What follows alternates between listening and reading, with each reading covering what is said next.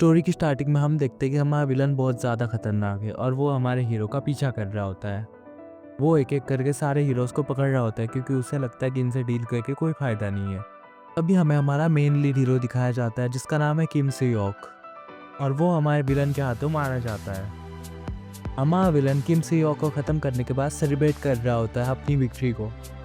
वो चिल्ला चिल्ला कर अपने भगवान को बोल रहा होता है कि मैं जीत गया, मैंने उसे हरा दिया।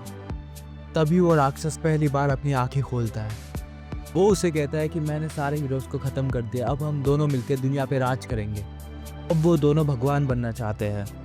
तभी हम देखते हैं कि हमारा विलन सिस्टम को ऑन कर रहा होता है अपनी रिक्वायरमेंट चेक करने के लिए। वो अपनी कॉन्स्टिट्यूशन चेक करता है, लेकिन पूरा एनालाइज होने के बाद हम देखते हैं कि उसे वो डिस्क्वालीफाई कर देता है। ये सब देख के हमारा विलन एकदम से शॉक हो जाता है, ये सब क्यों हुआ, मैंने तो सारे हीरोज़ को ख़त्म कर दिया है। तभी उसे पता चलता है कि हमारे हीरो को पहले किसने मार दिया है, इसलिए वो कोई नया कॉन्स्टिट्यूशन शुरू नहीं कर सकते अर्थ के लिए। ये सब देख के हमारा विलन एकदम से शॉक हो जाता है क्योंकि अर्थ के लिए सारा का सारा कॉन्स्टिट्यूशन एकदम से टर्मिनेटेड हो जाता है। अभी वहाँ पे वो देखता है कि उसका भगवान उसे कह रहा होता है कि तुम्हारी रिक्वायरमेंट्स अभी कंप्लीट नहीं है, तुम पहले अपनी रिक्वायरमेंट्स कंप्लीट करो, बाद में आओ। अभी हमारा विलन उसे कहता है कि कुछ तो गड़बड़ हुई है क्योंकि मैंने अभी के अभी सारे के सारे हीरोज़ को ख़त्म किया है, तो मैं से-योक को भी अपने हाथों से ख़त्म किया था। तभी उसका भगवान उसे कहता है किम से-योक तुम्हारे हाथों नहीं बल्कि किसी और के हाथों मारा गया, इसलिए तुम्हारी रिक्वायरमेंट्स पूरी नहीं हुई, तुम्हें उसे अपने हाथों से मारना होगा। तभी वो मॉन्स्टर अपनी गलती के लिए उसे पनिश करने लग जाता है और वो उसे कहता है कि यह सब तुम्हारी लालच के कारण तुम्हारे साथ हो रहा है, क्योंकि अगर तुम लालच नहीं करते तो आज तुम जो चाहते वो तुम्हारे पास होता। और वो विलन उस चीज़ को एक्सेप्ट करता है। कुछ देर बाद हमें हमारे मेन कैरेक्टर से मिलाया जाता है जिसका नाम है किम सू-मून। उसकी फ्रेंड उसे कोई न्यूज़ देने के लिए आई हुई होती है। तभी वो उसे कहता है कि मैं थोड़ा बिजी हूँ, थोड़ा काम कर रहा हूँ, क्या हम बाद में बात कर सकते हैं प्लीज़। तभी उसकी फ्रेंड उसे कुछ देती है और वो देख के वो एकदम से शॉक हो जाता है। एक मिथिकल आर्टिफैक्ट होता है जो उसने उसके भाई से लिया हुआ होता है। तो तभी हमें पता चलता है कि से-योक उसका भाई था जो स्टार्टिंग में मारा गया था विलन के हाथों, और वो आर्टिफैक्ट भी से-योक का ही होता है। पर से-योक ये नहीं जानता था कि उसे यूज़ कैसे करते हैं। यही एक चीज़ थी जिसके कारण वो विलन के हाथों मारा गया था। से-मून उस सिचुएशन को तो एक्सेप्ट कर लेता है, पर उसके दिमाग में तो कुछ और ही चल रहा होता है कि जब उसकी फ्रेंड उसे कहते हैं कि तुम कुछ भी करो बट मेरे भाई का बदला ले लो, मैं उसके लिए कुछ भी करने को तैयार हूँ, क्योंकि उसे भाई के जाने का दुख था। मून को इस चीज़ से कोई फ़र्क नहीं पड़ रहा था, वो तो बंदा एकदम से चिल था। वो लड़की उसे बताती है कि हमारे अर्थ का कॉन्स्टिट्यूशन एकदम से चेंज हो चुका है, वो टर्मिनेटेड भी हो चुका है। ये सब सुनने के बाद से-यून एकदम से शॉक हो जाता है और पूछने लगता है कि ये सब क्यों हुआ। तो वह बताया जाता है कि अर्थ को बचाने के अभी कोई भी हीरो जिंदा नहीं है। क्वालिफाइड कैंडिडेट्स थे, उनका भी कॉन्स्टिट्यूशन डिक्रीज हो चुका है। ये आर्टिफैक्ट अगर गलती से भी विलन के हाथों लग गई तो ये दुनिया वो पूरी की पूरी ख़त्म कर देगा। अभी उसे छुपाने के लिए कोई एक्चुअल लोकेशन नहीं पता। तक से-मून ये आर्टिफैक्ट अपने पास रखे, वो ये चाहती है। बाद में टाइम आने पर यह आर्टिफैक्ट वो उससे ले जाएगी, वो ऐसा कह के चली जाती है। अभी से-मून अपने सिस्टम विंडो को ऑन करके अपनी एबिलिटी चेक करने लग जाता है। उसके पास अभी तक बेसिक पावर्स ही होती है। तब देखने के बाद वो सबसे पहले अपने हाथ में रहे आर्टिफैक्ट को देखता है और उसे यूज़ करने के बारे में सोचता है। फिर वो अपने हाथ में लेके उसके अंदर का पोर्शन नीचे डालने लग जाता है। वो सब नीचे डालते ही उसके अंदर रिचुअल रिएक्शन होने लग जाते हैं और बहुत तेज़ी से उसके अंदर बहुत सारे रिचुअल रिएक्शन होने लग जाते हैं। वो उस रिचुअल के अंदर देखने लग जाता है और पूरी की पूरी पावर्स लेने की सोच में लग जाता है। रिचुअल ख़त्म होते ही वहाँ पे उसे एक स्टोन दिखाई देता है। अभी उसे पता चलता है कि वो एक माथिका आर्टिफैक्ट है। ठीक है, आर्टिफैक्ट मिलने के कारण उसे 5000 अचीवमेंट पॉइंट्स मिलते हैं। उसे अपना पहला टाइटल भी मिल जाता है। स्टोन को अपने हाथ में लेके उसे एक्टिवेट करने के बारे में सोचता है। उसको एक्टिवेट करने के लिए उसे अपना ब्लड देना होगा, ये उसे पता चलता है। तो उसकी उंगली कट करके उसके ऊपर ब्लड डालता है। स्टोन रिएक्ट करने लग जाता है जैसे उसने सोचा भी नहीं था, तो वो उसके चेस्ट पे लग जाता है। ये सब होने के बाद वो देखता है कि उसकी फ्रेंड का सर उसके सामने आके नीचे गिर जाता है और वो बेहोश होने लग जाती है। और तभी अचानक वहाँ पे एक रेड आई आ जाती है और उसे देख के वो एकदम से शॉक हो जाता है कि ये कौन है। से-मून को ये थोड़ा सा भी अंदाज़ा नहीं होता कि वो एक मॉन्स्टर की आँख है। जो स्टोन होता है वो फिलोसोफर स्टोन होता है और उसमें इतना पोटेंशियल होता है कि वो एक नया कॉन्स्टिट्यूशन तैयार कर सकता है अर्थ के लिए, पर अब तक ये चीज़ से-मून को पता नहीं होती है। पर उस स्टोन की पावर वो कंट्रोल नहीं कर पा रहा था क्योंकि वो उसके चेस्ट पे लग चुका था, तो खुद को संभाल भी नहीं पा रहा था। फिर उसे पता चलता है कि उस स्टोन को उसने परफेक्टली एक्वायर कर लिया है। वो स्टोन उसकी मैजिक पावर को क्राफ्टिंग पावर में कन्वर्ट कर रहा है। तो दोनों पावर मिक्स करके उसे एक पावर मिलती है जिसे यूनिक स्टैट पावर कहा जाता है। सब सियोन के लिए बहुत नया था क्योंकि वो उस स्टोन को ही कंट्रोल अब तक कर नहीं पा रहा था। और इस सिचुएशन में भी वो उस रेड आई को ख़त्म करना चाहता था और उस रेड आई को वो कंट्रोल नहीं कर पा रहा था। मून अपने सिस्टम को कंट्रोल करने की कोशिश कर रहा था बट वो उसके रिक्वेस्ट डिक्लाइन करते जा रहा था अगेन एंड अगेन, क्योंकि उसकी क्राफ्टिंग एनर्जी अब तक रिक्वायरमेंट्स कंप्लीट नहीं कर पा रही थी। क्योंकि उसके पास उसके परफेक्ट रिक्वायरमेंट्स नहीं थे, इसके कारण उसकी रिक्वेस्ट भी बार बार डिक्लाइन होती जा रही थी। फिर वो स्टोन थर्मल एनर्जी को एक्वायर करने लग गया था पर उसकी बॉडी थर्मल एनर्जी को एक्वायर करने के लिए तैयार नहीं थी। तभी वो अपनी फिंगर आगे करता है उस रेड आई के सामने। ये सब देख के वो रेड आई एकदम से शॉक हो जाता है कि एक ह्यूमन ये सब कैसे कर सकता है। उसके बाद सीमून एकदम से नीचे गिर जाता है। उस टाइम उसकी लाइफ में उसे किसी कॉन्स्टिट्यूशन से पावर एब्जॉर्ब की और 1000 अचीवमेंट पॉइंट भी लिए। वो अकेला एक नया कॉन्स्टिट्यूशन तैयार कर सकता है, ये एबिलिटी भी उसको मिल गई। पर सीमून वहीं पे बेहोश हो जाता है। उसके सामने उसकी दोस्त होती है, उसे देख के वो एकदम से बेहोश हो जाता है। उसके सामने पूरा अंधेरा छा जाता है। थोड़ी देर बाद वो अपनी आंखें खोलता है और वो अपने आप को किसी और जगह पे पाता है। और वो सोचता है ये तो मेरा पुराना वाला अपार्टमेंट है, मैं यहाँ पे क्या कर रहा हूँ। अभी भी ये भूल नहीं सकता कि मैं अभी एक रेड आई के सामने था और मेरी दोस्त नीचे गिरी हुई थी। तभी वो देखता है कि उसका फ़ोन ज़ोर ज़ोर से बजने लगता है और किसी का उसको कॉल आ रहा होता है। उससे किसी के बहुत सारे कॉल्स आ रहे होते हैं और वो एकदम से शॉक हो जाता है कि ये कौन है, मुझे क्यों कॉल कर रहा है। जिस दुनिया में होता है वहाँ पे फ़ोन का कोई काम नहीं होता, वो बिल्कुल यूज़लेस होते हैं। तभी वो देखता है कि उसे किम सी यॉक के 100 से ज़्यादा कॉल्स आ चुके हैं। अभी उसे पता चलता है कि वो 11 साल पीछे चला गया है अपनी दुनिया में। वो अभी सिर्फ 28 साल का है और उसे सिर्फ इतना याद होता है कि उसने रेड आई के सामने अपना हाथ पॉइंट आउट किया था और फिलोसोफर स्टोन उसके चेस्ट में आके लग जाता है। उसकी पावर्स को कंट्रोल नहीं कर पा रहा होता है, इसलिए वो अपनी फ्रेंड के सामने जाके बेहोश हो जाता है। वो उस टाइम पे कुछ नहीं कर पाया, ये उसे याद आने लग जाता है बार बार। अभी वो सोचने पड़ जाता है कि ये सब मेरे साथ क्या हो रहा है, मैं पीछे कैसे आ गया। मुझे मेरे दोस्त की हेल्प करनी होगी, वो किस हालत में होगी। ये मेरी लाइफ का सबसे हार्डेस्ट मूवमेंट है। अभी वो देखता है कि उसके स्पेक्टैकल्स भी वहाँ पे पड़े हुए होते हैं और उसकी विजन पावर भी इतनी तेज़ नहीं होती। तभी वो उसके याद आता है कि उसके पास तो बहुत सारी पावर्स थी, उसे सबसे पहले अपने पावर्स चेक करनी होगी, इसलिए वो सिस्टम विंडो को ऑन करता है। तभी वहाँ पे एक चीज़ वो नोटिस करता है कि वहाँ पे यूनिक ट्रेड लिखा होता है, जहाँ पे फिलोसोफर स्टोन जिसने वो डिवाइन आर्टिफैक्ट उसे वो लड़की देती है उसके बारे में लिखा हुआ होता है। फिर उसे पता चलता है कि वो स्टोन जो उसके चेस्ट पे लगा था वो एक फिलोसोफर स्टोन था और उसका स्टेट एक मैजिक इनकेबिलिटी है जिसके अचीवमेंट पॉइंट से 6000 मिले हैं। तो वो रिप्लेस हो चुका है फिलोसोफर स्टोन की जगह पे। तभी वो चेक करने लग जाता है क्या क्या हुआ है, क्या क्या चेंजेस हुए हैं उसके लाइफ में उस स्टोन के कारण।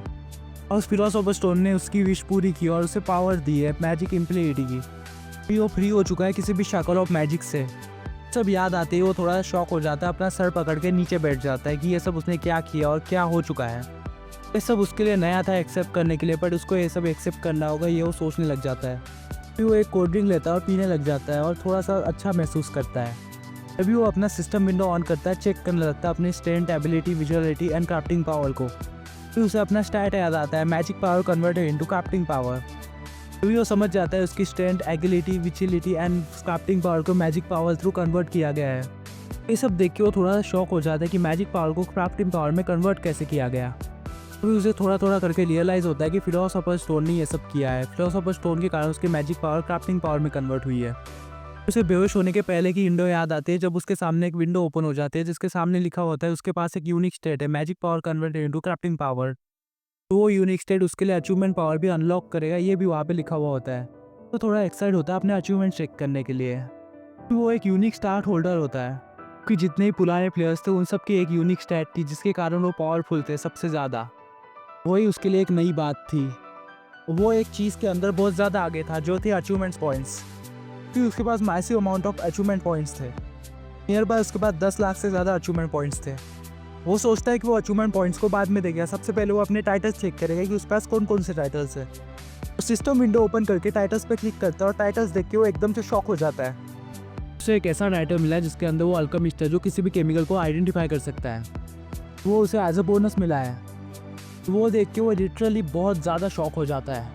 उसे यकीन नहीं होता कि उसे एक ओवर पावर टाइटल मिला है जो सिर्फ हाई रैंक के लोगों के पास होता है। सिलेस्टियल डीमन से फाइट करने के बाद मिलता है। सब देख के वो थोड़ा और एक्साइटमेंट हो जाता है उसे बाकी टाइटल्स देखने के लिए। वो दूसरे टाइटल चेक करने के लिए जाता है। उसमें वो देखता है कि उसे एक टाइटल मिला है जिसका नाम होता है द बियॉन्ड। वो टाइटल उसके लक के ऊपर डिपेंड होता है और इस टाइटल का यूज़ क्या है ये कोई नहीं जानता। उधर भी अननोन लिखा हुआ आ रहा था, इसलिए उसे थोड़ा अजीब लगता है कि हमारा लीड हीरो पियोन के बारे में सोचने लग जाता है कि क्या हो सकता है इसका मतलब, क्योंकि उसे इसका मतलब नहीं पता होता है, इसलिए वो थोड़ा कंफ्यूज होता है। बाद में वो समझ जाता है कि वो टाइटल उसके लिए किसी काम का नहीं है। बाद में वो सोचने लग जाता है कुछ ना हो उससे अच्छा कुछ हो तो सही अपने पास। पर वो खुश होता है क्योंकि उसके पास मैजिकल पावर एक तो क्रिप्टिंग पावर वाली स्किल होती है। फिर वो अपने मैजिक को यूज़ करने के बारे में सोचता है। फिर वो अपनी सिंथेसिस पावर को यूज़ करने के बारे में सोचता है और सिंथेसिस करना शुरू कर देता है। और वो सिंथेसिस करना शुरू कर देता है और उसका रिजल्ट भी उसे जो चाहिए वो आता है। पर बाद में वो सिंथेसिस पावर को मैजिकल पावर में कन्वर्ट करने के बारे में सोचता है, पर ये इम्पॉसिबल है ये वो जानता था, फिर भी वो ट्राई करने के बारे में सोचता है। फिर वो एक सर्कल ड्रॉ करने लग जाता है सिंथेसिस पावर को मैजिकल पावर में कन्वर्ट करने के लिए, पर ये नहीं होगा ये वो जानता है क्योंकि ये इम्पॉसिबल है, फिर भी वो ट्राई करने के बारे में सोच रहा होता है। तो वो जानता था ये सब करके उसे कुछ ना कुछ तो मिलने वाला है, इसलिए वो ट्राई करने के बारे में सोच रहा था, इसलिए वो सिंथेसिस करने लग जाता है। तभी फिलोसोफर स्टोन अपना मैजिक दिखाने लग जाता है और वो एकदम से रिएक्ट होने लग जाता है। तभी वो देखता है कि फिलोसोफर स्टोन मैजिकल पावर को रिजेक्ट करना शुरू कर देता है। फिर वो स्टोन मैजिकल पावर पे सिंथेसिस नहीं कर रहा होता है, ये भी उसे पता लग जाता है। फिर वो सोचता है कि मैं फिलोसोफर स्टोन को की पुरानी पावर से कंट्रोल करने के बारे में सोचता हूँ। देर वो वैसा करने लग जाता है। फिर वो अपनी ओल्ड मेथड को ट्राई करता है और उसे याद आता है कि उसने पहली बार अपना हाथ ऊपर किया था उस रेड आई को मारने के लिए, क्योंकि वो सच में उस रेड आई को मारना चाहता था। फिर वो सोचता है कि यही मेथड में फिर से एक बार ट्राई करूँगा। फिर वो वैसे ही हाथ करके वैसा ही सेव करने का ट्राई करता है। फिर वो मेथड शुरू हो जाती है। उसे यकीन था कि ये मेथड 101% ट्राई करेगी। जैसे सिंथेसिस खत्म होते है वो सोचता है कि मैं फिलोसोफर स्टोन को ये सब करने की प्राइस पे करूँगा। जैसे ही वो ये सोचता है वैसे उसके चेस्ट में बहुत ज़्यादा तकलीफ होने लग जाती है, उसे बहुत दर्द होता है चेस्ट के अंदर। तभी सिस्टम विंडो ऑन हो जाता है। तभी उसे पता चलता है कि उसकी पावर सफिशिएंट नहीं है सिंथेसिस के लिए। तभी एक और नोटिफिकेशन आती है और उसे पता चलता है कि फिलोसोफर स्टोन जो है वो अनस्टेबल हो चुका है और उसे 1 मिलियन पॉइंट्स लगेंगे उसे रिकॉल करने के लिए। उसके सामने 2 चॉइस आती है, क्या वो करना चाहता है और नहीं करना चाहता। ये उसके लिए थोड़ा टफ डिसीजन था, पर वो ये जानता था कि फिलोसोफर स्टोन ने उसे 11 साल पीछे छोड़ दिया। वो उसकी मैजिक जानता था, इसलिए वो उसके लिए बहुत ज़्यादा इंपॉर्टेंट था। और फिर वो सोचता है कि 1 मिलियन पॉइंट्स फिलोसोफर स्टोन के ऊपर इन्वेस्ट करने के लिए सही है, इसलिए वो यस का बटन दबा देता है। उसे एक नोटिफिकेशन आता है कि 1 मिलियन पॉइंट कंज्यूम हो चुके हैं और फिलोसोफर स्टोन फुल्ली रिकवर हो चुका है। फिर वो थोड़ी चैन की सांस लेता है और बाद में सोचने लगता है मैं थोड़ा कुछ और करके ट्राई करता हूँ। फिर वो कोई और मैजिक करने का ट्राई करता है और अपने हाथों की चुटकी बजाता है, और वहाँ पे कुछ नहीं होता गाइस। फिर वहाँ पे एक और नोटिफिकेशन आती है कि सिंथेसिस पावर इनसफिशिएंट है। फिर वो बहुत ज़्यादा गुस्से में आ जाते कि ये सब क्या हो रहा है, मैंने 1 मिलियन पॉइंट्स इसके पीछे बर्बाद किए और फिर भी ये सब क्या हो रहा है। फिर वो खुद को थोड़ा संभालता है और कुछ सोचने लग जाता है क्या मैं वेपन्स ट्राई करूँ। वेपन्स बहुत अच्छा आइडिया है, आई गेस वेपन्स बहुत ज़्यादा खतरनाक होते हैं इन सब से। तभी वो वेपन्स ट्राई करने के बारे में सोचता है, तभी वहाँ पे सिस्टम विंडो की तरफ से एक और नोटिफिकेशन आ जाता है। वहाँ पर 500 अचीवमेंट पॉइंट्स मांग रहा होता है वेपन्स यूज़ करने के लिए, और उसे वो एक्सेप्ट या ना एक्सेप्ट का बटन भी वहाँ पे आ रहा होता है। तो सोच में पड़ जाता है कि मैंने अभी तो 1 मिलियन पॉइंट्स दिए, अभी मुझे फिर से 500 अचीवमेंट पॉइंट्स देने हैं इनको। फिर भी वो यस का बटन दबा देता है कि वो फिलोसोफर स्टोन की पावर जानता था, इसलिए वो यस का बटन दबा देता है। फिर वो मैजिक करने का ट्राई करता है। तो जिस प्रोडक्ट के बारे में सोच रहा होता है वो प्रोडक्ट धीरे धीरे उसके सामने बन रहा होता है। तभी वो पावर काम करने लग जाता है और वो बाहर के लोगों की चलने की आवाज़ तक सुन पाता है उन सब के कारण। फिर वहाँ पे एक सिस्टम विंडो का नोटिफिकेशन आता है और एक अननोन कॉन्स्टिट्यूशन उसे देख रहा है, ये उसे नोटिफिकेशन आता है। ये देख के वो थोड़ा सा घबरा जाता है। वो सोचने पड़ जाता है ये कौन है जो मुझे देख रहा है और मेरे बारे में सोच रहा है, ये हो कौन सकता है, मैं तो ऐसा किसी को नहीं जानता। फिर उसे एक और नोटिफिकेशन आता है कि अभी जो उसने मैजिक किया उसके अंदर कॉन्स्टिट्यूशन भी अपीयरेंस करने के लिए तैयार है। तो कुछ समझ नहीं आ रहा होता है क्योंकि कॉन्स्टिट्यूशन अचानक से उसके ऊपर अपीयरेंस करने के लिए क्यों तैयार होता है। फिर पर एक रिवोल्यूशन के बाद दूसरा रिवोल्यूशन शुरू हो जाता है और एक नया मैसेज उसे आता है। जो कॉन्स्टिट्यूशन ऑफ ओलंपस है वो थोड़े शॉक हो चुके हैं उसका मैजिक देखकर। सिस्टम विंडो से ये भी बता रहा है कभी के टाइम पे उसे 3 विंडोज़ देख रहे हैं एक टाइम पे। और इतना ही नहीं बल्कि हरक्यूलिस के पापा, गॉड ऑफ वॉर क्रेटोस के पापा, थॉर के पापा, ज्यूस तक उसे देख रहे हैं। वैसे ऐसे ही बोल दिया, ओके ज्यूस उसे देख रहे, इतना ही बोलना था। फाइनली उसे एक नोटिफिकेशन आता है कि द बियॉन्ड नाम का जो टाइटल है वो उसे अभी यूज़ कर सकता है।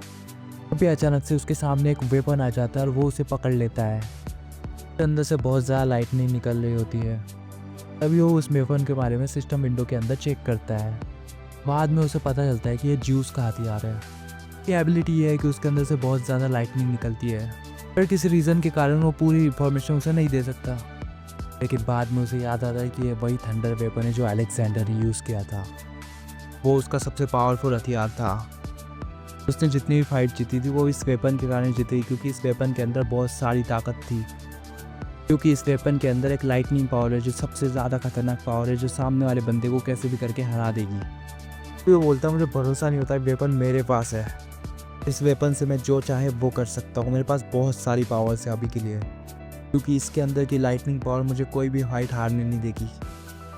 तभी वो सिंथेसिस पावर के बारे में सोचने लग जाता है। उसे याद आता है कि सिस्टम नोटिफिकेशन के अकॉर्डिंग सिंथेसिस पावर करना इम्पॉसिबल नहीं है, और वो हम कर सकते हैं अगर हम चाहे तो। और उसके पास इनसफिशिएंट एनर्जी है, जब तक उसके पास इनसफिशिएंट एनर्जी रहेगी तब तक वो चीज़ वो नहीं कर पाएगा। तभी वो सोचता है कि 11 साल पीछे जाना भी एक मिरेकल से कम नहीं है, और उसके पास एक ऐसा हथियार है जो किसी के पास नहीं है, जिससे मैं पूरी दुनिया जीत सकता हूँ। और वो उसकी पावर से कुछ भी कर सकता है। पर तभी अचानक एक चीज़ होती है जिससे वो एकदम से घबरा जाता है। उसके सामने उसका वेपन एकदम से गायब हो जाता है। अभी वो थोड़ा शॉक हो जाता है, ये सब क्या हुआ, अचानक से ये सब क्या हो गया। फिर वो सोच में पड़ जाता है ये सब रीबाउंड इफेक्ट के कारण हुआ है, रीबाउंड इफेक्ट अगर नहीं होता तो ये सब ठीक हो जाता। अभी उसे सिस्टम विंडो की तरफ से नोटिफिकेशन आती है कि उसे 500 पॉइंट रिसीव हो चुके हैं। वो अपने वर्ड्स को पीछे लेता है और अपने सिस्टम विंडो को ओपन करता है। अभी वो देखता है कि फिलोसोफर स्टोन रीबाउंड हो चुका है। उसे ये पता चलता है कि वो फिलोसोफर स्टोन की पावर और ग्रेड दोनों बढ़ा सकता है, और उसी कारण से 500 अचीवमेंट पॉइंट भी रिकवर हो चुके हैं। ये सब देख के वो थोड़ा बहुत कंफ्यूज होता है, बट थोड़ा थोड़ा उसके दिमाग में जा रहा होता है। बाद में उसके सब समझ आ जाता है।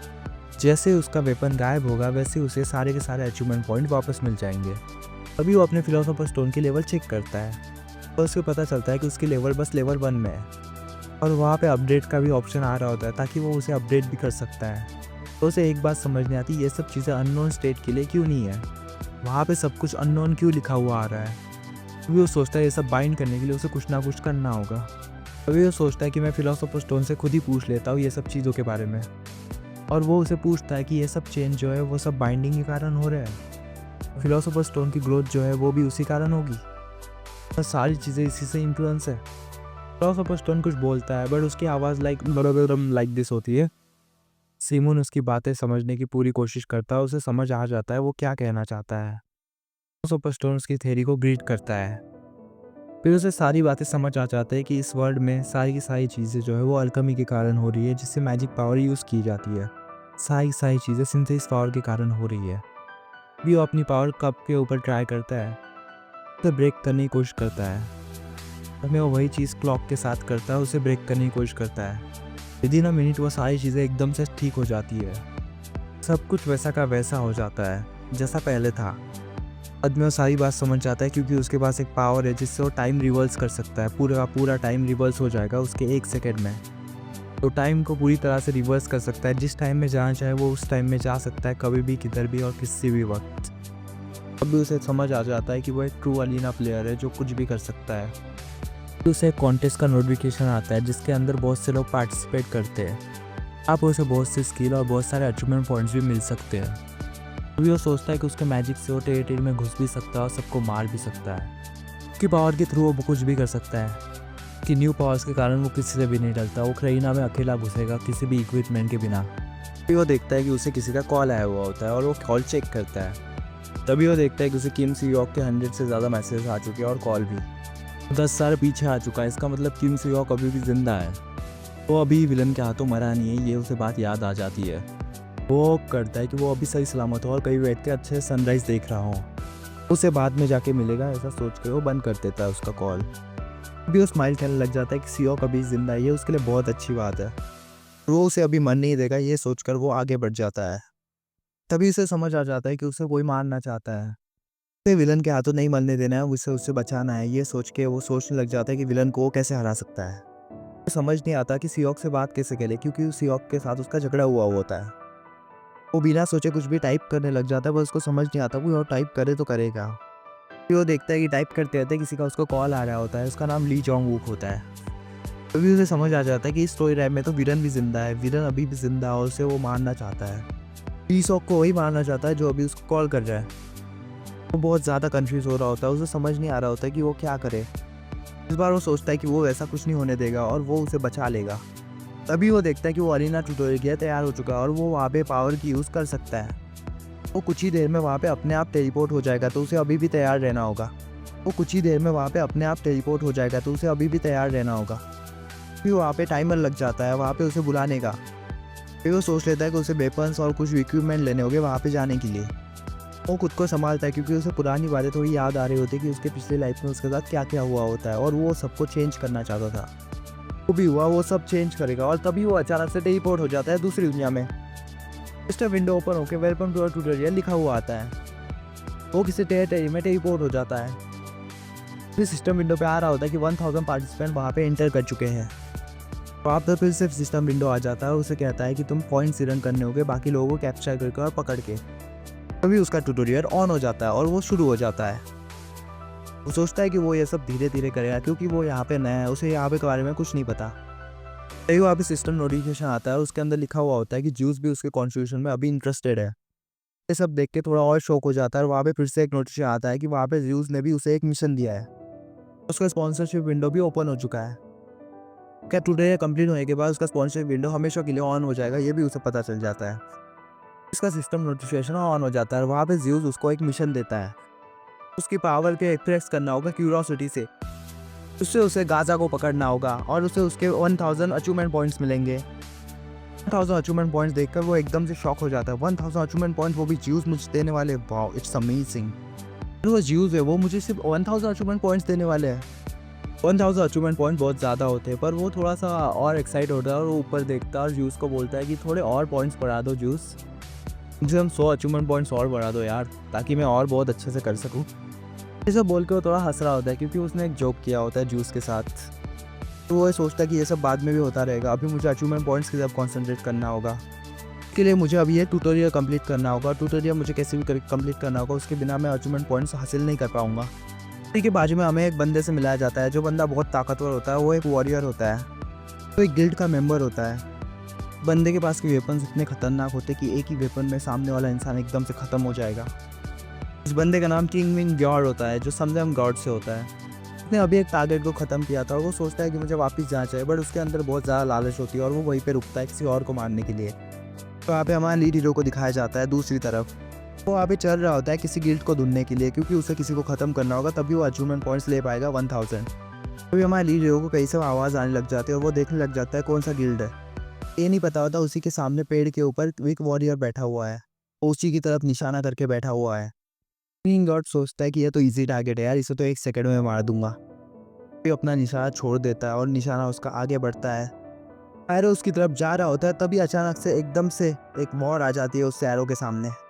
फिर पता चलता है कि वो सब हमारे लीड हीरो ने किया, एक चुटकी बजाती। चुटकी बजाते ही सामने वाले के अटैक को रिवर्स कर सकता है।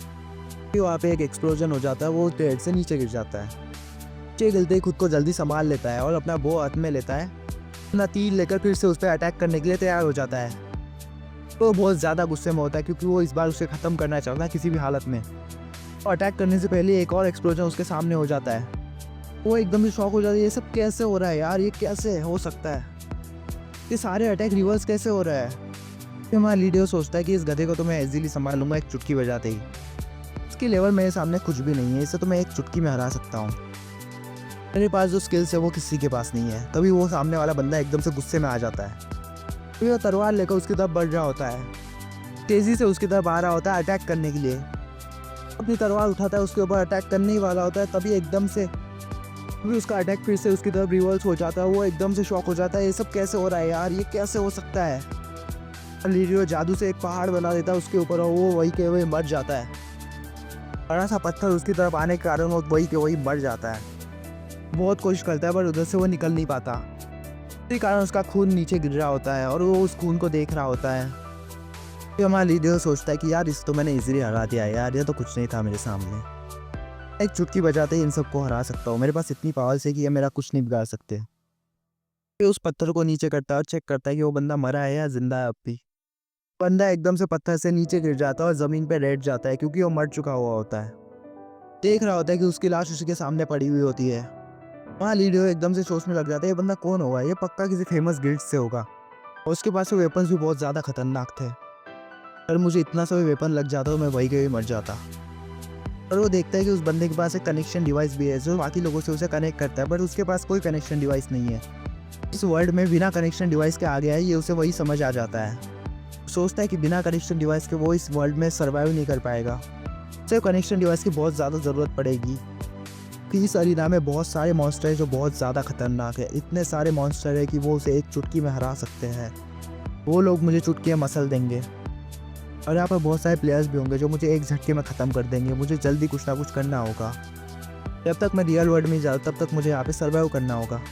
तो इस अरीना के टॉप प्लेयर्स है, उन्हें पता है कि यहाँ पे कैसे बचा जाता है, कैसे मारा जाता है उन सबको। और उन सबके पास खुद के वेपन्स होते हैं जिनसे वो मॉन्स्टर से लड़ते हैं और मॉन्स्टर को ख़त्म करके अचीवमेंट पॉइंट्स भी कलेक्ट करते हैं।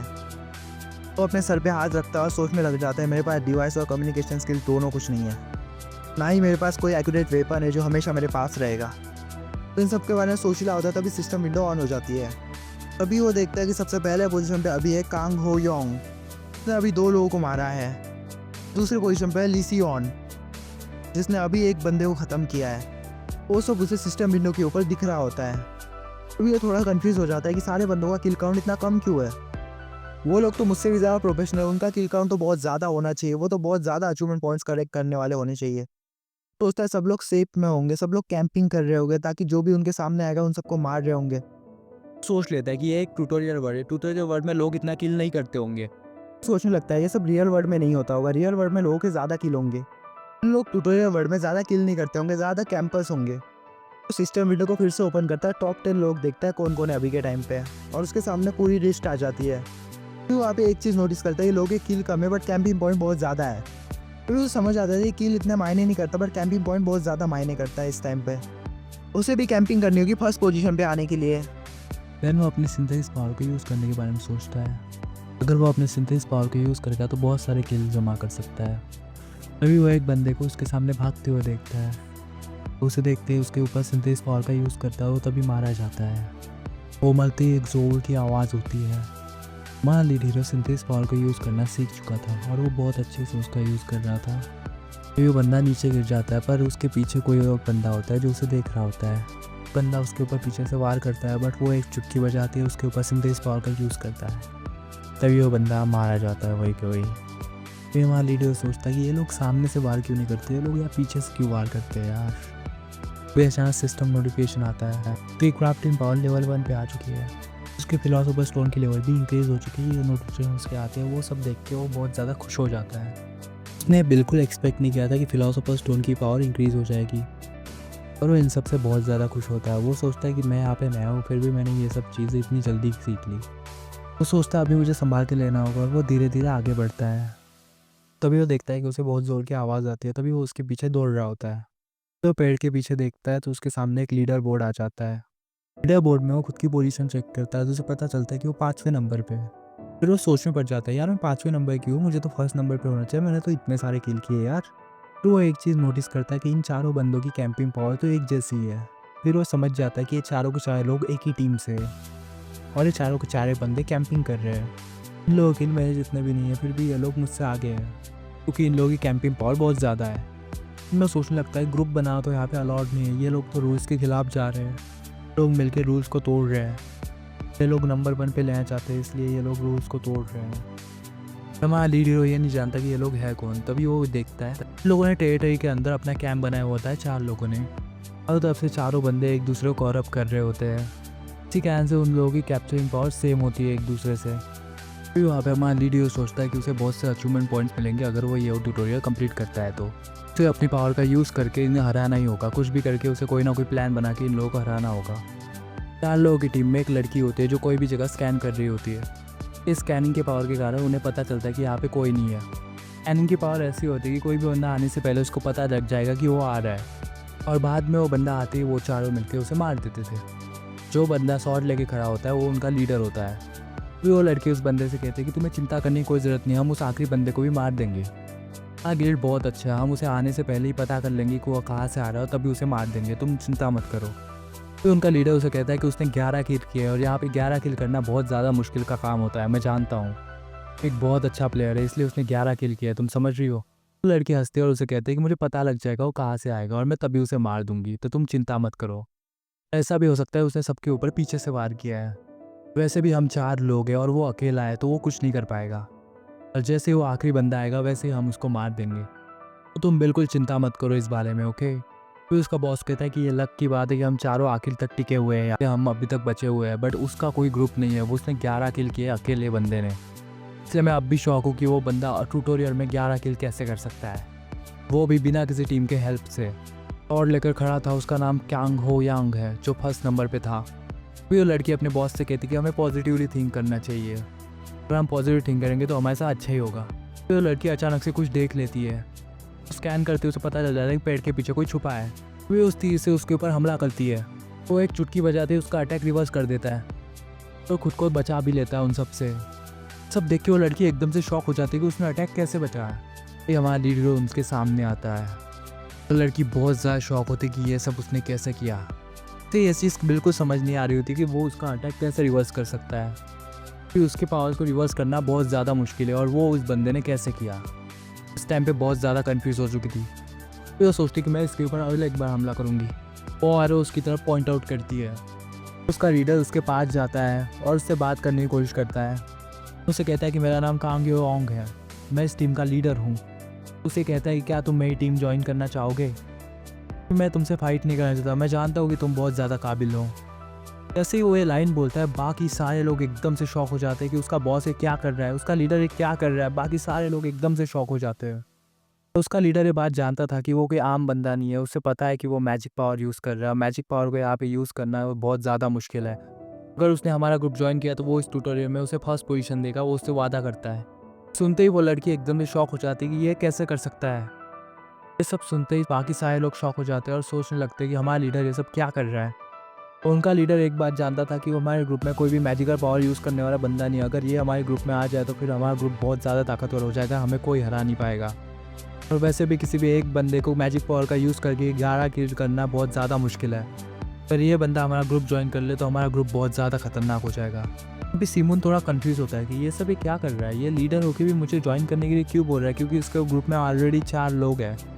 हमारा लीडर ज्वाइन करने से मना कर देता है। उनका लीडर उसे कहता है कि तुम बहुत ज़्यादा एरोगेंट बिहेव कर रहे हो, तुम्हें हमारा ग्रुप ज्वाइन कर लेना चाहिए, हम तुम्हें सामने से ऑफर कर रहे हैं। तुम हमारी टीम का पार्ट बन गए तो तुम बहुत ज़्यादा ताकतवर हो जाओगे। हमारा लीडर उसे कहता है टीमिंग करना इस कॉम्पिटिशन में लीगल नहीं है, तो टीमिंग करके तुम खुद गलत कर रहे हो, ये सब करना बहुत ज़्यादा गलत है।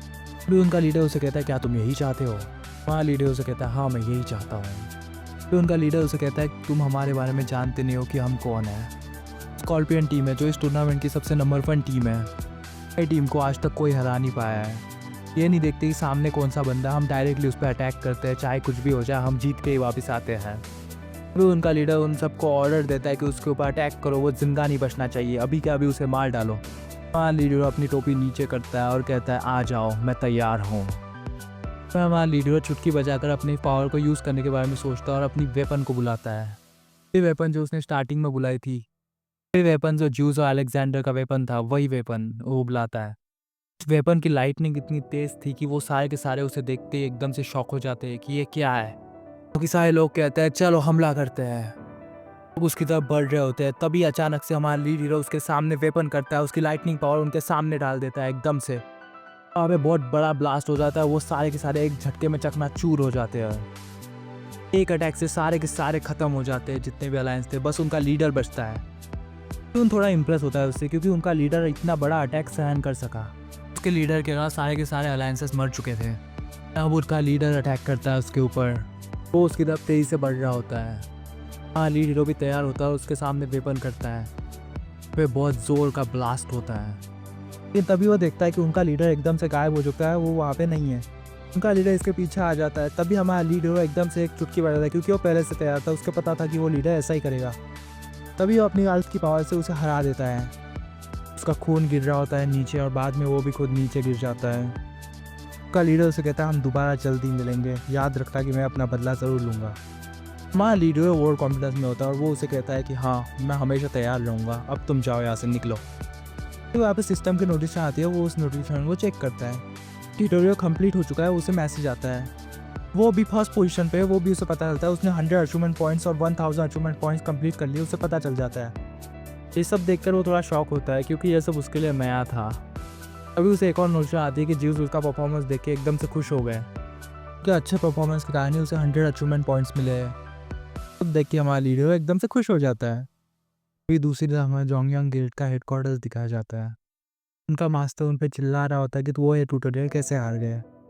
तुम 4 लोग और तुम्हें हराना बिल्कुल आसान नहीं है। ऐसा करना बिल्कुल भी आसान नहीं है, फिर भी ये किसने किया। फिर उनकी टीम का लीडर सामने आता है, बट वो कुछ भी नहीं बोलता क्योंकि उसके पास शब्द ही नहीं होते कुछ बोलने के लिए। फिर उनका मास्टर बहुत ज़्यादा गुस्से में आ जाता है। वो एक जोर का तमाचा उसके मुंह पे मारता है। उसका तमाचा जैसे उसके मुंह पे पड़ता है तभी पूरी की पूरी टीम एकदम से हिल जाती है। बाकी सारे लोग बहुत ज़्यादा एम्बैरेस हो जाते हैं उसके गुस्से के कारण। उनका मास्टर जोर जोर से चिल्ला कर ये बोल रहा होता है, तुम लोग टीम थे फिर भी एक बंदे से हार गए, ये कैसे हो सकता है। फिर उनका लीडर उन्हें अपोलॉजी लेटर साइन करने को बोलता है। उसके अंदर साफ साफ ये लिखा होता है कि उनके सारे अचीवमेंट पॉइंट जो है दूसरे ग्रुप को ट्रांसफ़र किए जाएंगे। वो अभी बेस्ट टीम में भी नहीं रहेंगे गिल्ड के। उन चारों को बेस्ट टीम से भी निकाला जाता है, ये भी उन्हें पता चल जाता है। सब सुन के सारे लोग बहुत ज़्यादा नर्वस हो जाते हैं। अभी उसका मास्टर उसे कहता है कि किसी भी प्रॉब्लम है तो अपना हाथ ऊपर कर सकता है। फिर उन सब में से एक प्लेयर उनके साथ आर्ग्यू करने लग जाता है। वो उसका गला पकड़ के एकदम से उसे पूंछ ऊपर उठा देते हैं। वो लड़का अपने किए पे बहुत ज़्यादा माफ़ी मांगता है अपने लीडर से कि मैं यह फिर से नहीं करूँगा, प्लीज़ मुझे माफ़ कर दीजिए, प्लीज़ मुझे माफ़ कर दीजिए। ये सब देख के सारे के सारे लोग अपोलोजाइज लेटर अभी के अभी साइन कर लेते हैं। तभी वो सीन ख़त्म हो जाता है। दूसरे सीन में हमें सोल का हेडक्वार्टर्स दिखाया जाता है। वो सनशाइन गिल्ड का हेडक्वार्टर्स होता है। उनका मैनेजर बहुत ज़्यादा कंफ्यूज होता है कि यह सब क्या हुआ। की टीम भी उनके यहाँ पे आके आर्ग्यू कर रही होती है कि एक बंदा 15 किल कैसे कर सकता है। ये सब चीज़ें उन सब के लिए अनबिलीवेबल है। आज तक ये चीज़ किसी ने नहीं की। और ये मेन थिंग नहीं है, मेन थिंग तो ये कि वो बंदा मैजिकल पावर्स का यूज़ कर रहा था और वो क्राफ्टिंग पावर्स भी यूज़ कर रहा था। और ये सारी चीज़ें उसने अकेले नहीं की, उसके टीम में कोई नहीं था, वो अकेला था। फिर मिंचू उसे कहता है कि ठीक है, मैं इस पर काम करूँगा, इस पर जल्द से जल्द इन्वेस्टिगेशन शुरू करूँगा, अभी के लिए तुम सब चले जाओ। फिर वो उन सबको वहाँ से जाने के लिए बोलता है। फिर वो सारे के सारे लोग वहाँ से जा रहे होते हैं। हम देखते हैं कि वो लोग आपस में कुछ डिस्कशन कर रहे होते हैं उस बंदे के ऊपर कि एक बंदा इतने साइकिल कैसे कर सकता है। वो बंदा बहुत ज़्यादा ताकतवर होगा इसलिए उसने ये सब किया होगा। ऐसे वो लोग वहाँ से चले जाते हैं। वो अपनी सेक्रेटरी को अपने पास बुलाता है। फिर उसकी सेक्रेटरी उसके पास आ जाती है। फिर सेक्रेटरी नाम योन ही होता है। वो उसे केस संभालने के लिए बोलता है, पर वो कहती है कि मेरे पास और भी बहुत सारे केसेस हैं, मुझे वो संभालने हैं। तो उसे कहता है कि ये केस बहुत ज़्यादा इंपॉर्टेंट है, आज तक जो नहीं हुआ वो यहाँ पे हुआ है, तुम चेक कर सकती हो अभी कभी, देखो। तो उन चारों को देखता है जो कैंपिंग कर रहे थे उस गेम के अंदर। चारों के चारों लोग एक कैटेगरी के थे। जो ये सब देख के एकदम शॉक हो जाए क्योंकि एक कैटेगरी के लोगों को वो बंदा अकेला कैसे मार सकता है। तो उसके लिए शॉकिंग था कि उसने सबको मैजिकल पावर से हलाया।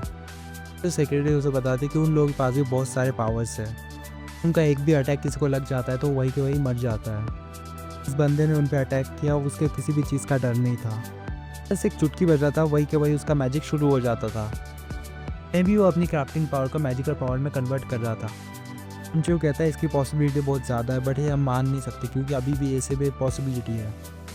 वो उसे कहता है कि हमें इसके ऊपर बहुत ज़्यादा वर्क करना होगा, हमें सारी चीज़ें पता करनी होगी एज सुन एज पॉसिबल। तो उसे सेक्रेटरी उसे बताती है कि तुम्हें पता है अर्थ का कॉन्स्टिट्यूशन पूरा का पूरा चेंज हो चुका है। इंसो उसे कहता है कि मुझे पता है, बट ये सब कैसे हो रहा है मैं नहीं जानता, ये क्यों हो रहा है और कैसे हो रहा है। अब उसकी सेक्रेटरी उसे कहते हैं कि हमें चिंता करने की कोई ज़रूरत नहीं, वो बंदा सिर्फ लेवल 1 पे होगा अभी के टाइम पे, तुम इतनी चिंता क्यों कर रहे हो। उसके बाद एक ट्यूटोरियल स्टेज ही पार की है, डोंट वरी। फिर मिंसो बहुत ज़्यादा शॉक में होता है और वो घबरा रहा होता है उस बंदे के कारण। तो उसे पड़ता है कि हम डायमंड रैंक लेवल वाले लोगों पर ही इंटरेस्टेड होते हैं, लो लेवल के लोगों पर हम इंटरेस्टेड नहीं होते, तो हमें इसके ऊपर ध्यान देके कोई फ़ायदा नहीं है। कहता है कि उस बंदे के पास एक यूनिक टैलेंट है जो किसी के पास नहीं है। आज जो हुआ है उसके कारण सारे के सारे गिल्ड जो होंगे वो शॉक होंगे। सारे गिल्ड अपने प्लेयर्स को भी तैयार कर रहे होंगे, उन्हें कॉम्पिटिशन चाहिए बहुत अच्छा। वहाँ पे एकदम से एक पोर्टल ओपन हो जाता है, वहाँ से एक लड़की बाहर निकलती है, गिल्ड मास्टर होती है और बहुत ज़्यादा ब्यूटीफुल होती है। उसके बाद आर्टिफैक्ट की पावर होती है, इसलिए उसके बाद मैजिक पावर भी होती है। इंचू उसे सबसे पहले देखता है और देखते एकदम ही शॉक हो जाते हैं, ये लड़की यहाँ पे क्या कर रही है और ये किस लिए आई है। अब इंसो उसे कहता है तुम तो जल्दी ग्रेजुएट होने वाली हो, तुम यहाँ पे क्या कर रही हो। उसे कहते हैं कि मैं ग्रेजुएशन क्या करूँगी, मुझे इन सबसे कोई लेना देना नहीं है, मैं तो यहाँ पे किसी और चीज़ के कारण आई हूँ। मिंचू उसे कहता है तुम अब तक मरीना में थी और तुम मरीना की टॉप रैंकर प्लेयर में से भी आती हो, तुम यहाँ पे क्या कर रही हो, तुम यहाँ पे किस लिए आई हो। फिर वो लड़की उसके हाथ का रिपोर्ट ले लेती है और खींच लेती है अपने हाथों, और हमारे लीड हीरो की रिपोर्ट होती है। वो रिपोर्ट उससे लेने की कोशिश करता है बट वो ले नहीं पाता। वो वहाँ पे पहली बार किम सो मून का नाम देखती है। उसी तरफ एक और पोर्टल ओपन हो जाता है जिसमें हमारा लीड हीरो अपने घर पहुँचता है। उसके सामने सिस्टम नोटिस आता है, देखता है कि उसने पहला ट्यूटोरियल पार कर लिया। लेवल भी 2 से इंक्रीज हो चुकी है, तो फिलोसोफर स्टोन की भी लेवल 1 पे जा चुकी है। सोचने लगता है कि मुझे और लेवल बढ़ानी होगी ताकि मैं नंबर 1 पे पहुंच सकूं। तो अपने सारे आइटम्स की लेवल चेक करने लग जाता है, डाइटर, class, level, efficient, strength, ability, सारी की सारी लेवल्स कितनी है। तो सोचता है कि मैं स्टार्टिंग में बहुत ज़्यादा कम थी पर अभी बहुत ज़्यादा हो चुकी है, तो मुझे इसके ऊपर बहुत ज़्यादा ध्यान देना होगा। सिंपल वर्ड की वो अभी कुछ टरीना में था और अभी उसे लियर वर्ल्ड में जाना है। लियर वर्ल्ड में जाने के बाद उसके सामने बहुत ज़्यादा खतरनाक लोग होंगे जो उससे भी ज़्यादा लेवल के होंगे। पास भी मैजिक होंगे, पास बहुत खतरनाक वेपन्स भी होंगे। हाँ, लीडी तो बहुत ज़्यादा कॉन्फिडेंट होता है, उसे लगता है कि वो उन सबको हरा देगा अगर उसकी लेवल बढ़ जाए और वो इजीली सबको हरा कर जीत जाएगा। तो इसमें पावर ऑफ अल्केमी का मैजिक एब्जॉर्ब करने की शक्ति है। उसके सिंथेसिस पावर उसे हमेशा बचा देगी किसी भी अटैक से। तो गाइस, आगे हमारा लीडियो क्या करेगा, वो अपने दोस्त को मरने से बचा पाएगा या नहीं, ये देखने के लिए प्लीज़ चैनल को सब्सक्राइब कीजिए और लाइक का बटन ज़रूर दबाइए। जल्दी मैं नेक्स्ट वीडियो अपलोड करूँगा, तो stay tune for this guys. Take care, bye bye.